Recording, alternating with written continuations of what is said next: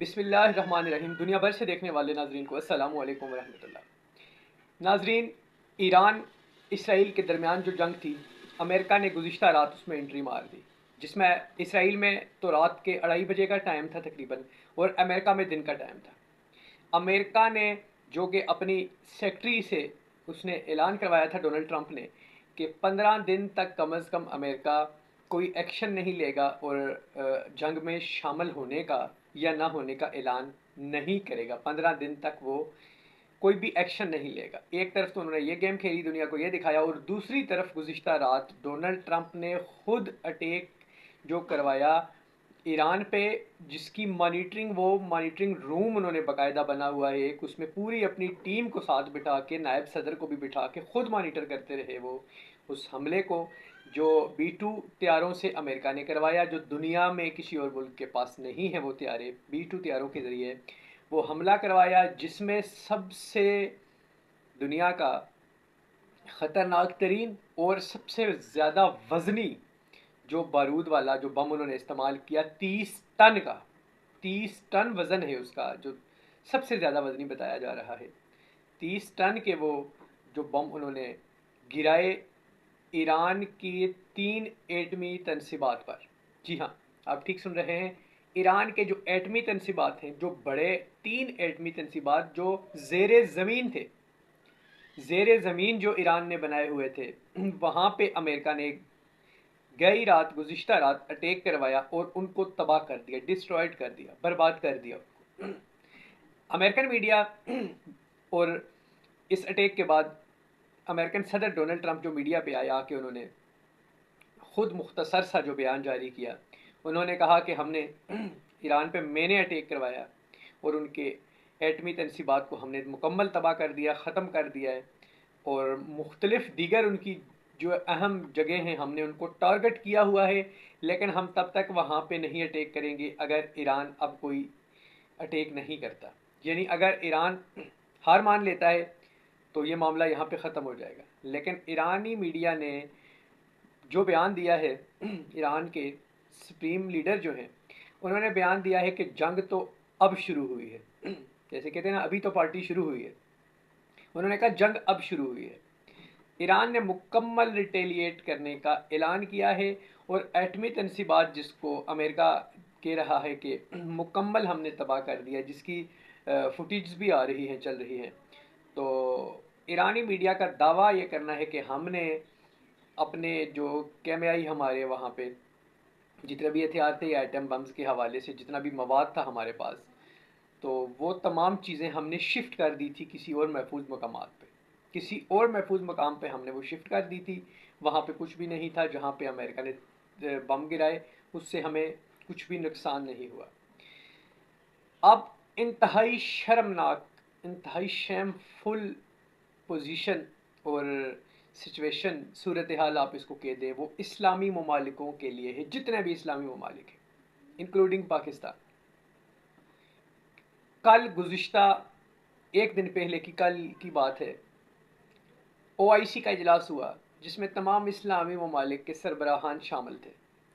इजलास हुआ और उन्होंने, अमेरिका ने जो धमकियां दी थी ईरान को, उसकी मुकम्मल मुखालफत की उन्होंने, और उन्होंने कहा कि ईरान पे हम इस तरह का कोई हमला नहीं होने देंगे, हम ईरान के साथ हैं, फ़लाँ हैं, सब कुछ उन्होंने बोला। उसके बावजूद उस 57 इस्लामी ममालिक अभी तक बिल्कुल खामोश हैं, जबकि अमेरिका ने इसराइल की जंग को अपनी जंग समझ के ईरान पे हमला कर दिया। यहूदो हनूद तो एक हो गए, यहूदो नसारा तो एक हो गए, एक यहूद था एक नसारा था, वो तो एक हो गए, जिनका नमाज में भी आप पढ़ते हैं ना, गैरिल मग़दूबी अलैहिम वलद्दालिन। यानी हमें उस रास्ते पे ना चला अल्लाह जिन पे तेरा कहर व गज़ब हुआ। गैरिल मग़दूब वलद्दालिन यहूद और नसारा के बारे में कहा जाता है, जो हमें नमाज में, कुरान में भी सिखाया गया है। लेकिन हम उन्हीं के रास्ते पे चल रहे हैं, हम उन्हीं से डील डूलें कर रहे हैं, हम उन्हीं के साथ बैठ रहे हैं, हमारे तमाम तर मामलात उन्हीं के साथ चल रहे हैं। नॉर्मल लाइफ में अगर आप मुल्क के मफाद की खातर कुछ डिसीजन लेते भी हैं तो अलग बात है। जब इस तरह की सिचुएशन है, तो जब वो लोग एक हो सकते हैं, एक यहूद है एक नसारा है, अगर वो एक हो सकते हैं तो मुसलमान क्यों एक नहीं हो सकते? शायद यही हमारी बर्बादी और तबाही की सबसे बड़ी वजह है। ईरान के साथ तो जो हो रहा है। अगला नंबर फिर पाकिस्तान का हो सकता है, खुदा न खास्ता अगर हम लोगों ने होश के नाखन ना लिए और अगर हम लोगों ने यूनिटी का मुजाहरा ना किया। कुछ लोगों का ये भी कहना है कि ईरान जो है उनकी एक बहुत पुरानी हिस्ट्री है, जाहिर सी बात है। तो उनका ये कहना है कि ईरान अमेरिका के लिए अफ़गानिस्तान से ज़्यादा मुश्किल साबित हो सकता है, अफ़गानिस्तान से भी ज़्यादा मुश्किल साबित हो सकता है ईरान अमेरिका के लिए।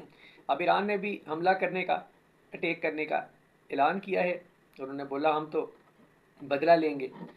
अब देखने की बात यह कि क्या ईरान इसराइल में जो हमले कर रहा है उन्हें तेज़ कर देगा, उनमें शिद्दत आ जाएगी और जो उसके कुछ इस तरह के मिसाइल उसके पास हैं जो बहुत ख़तरनाक हैं, क्या उनका इस्तेमाल बढ़ा देगा, या फिर वो सॉरी या फिर वो अमेरिकन तनसीबात पे हमला करेगा, अमेरिका में हमला करेगा, या फिर जो अमेरिकन अड्डे हैं जो मिडल ईस्ट में आते हैं, जो जिसमें ओमान आता है, इराक आता है, सऊदी अरब आता है, दीगर बहुत सारे ममालिक में अमेरिकन अड्डे मौजूद हैं। वहाँ पे उनके बहुत ही महंगे तरीन उनके जो है हथियार हैं, जहाज़ हैं, जंगी तैयारे हैं और जंगी सामान है, और तकरीबन 40,000 से ज़्यादा अमेरिकन सोल्जर्स वहाँ पे, उनके फ़ौजी वहाँ पे मौजूद हैं।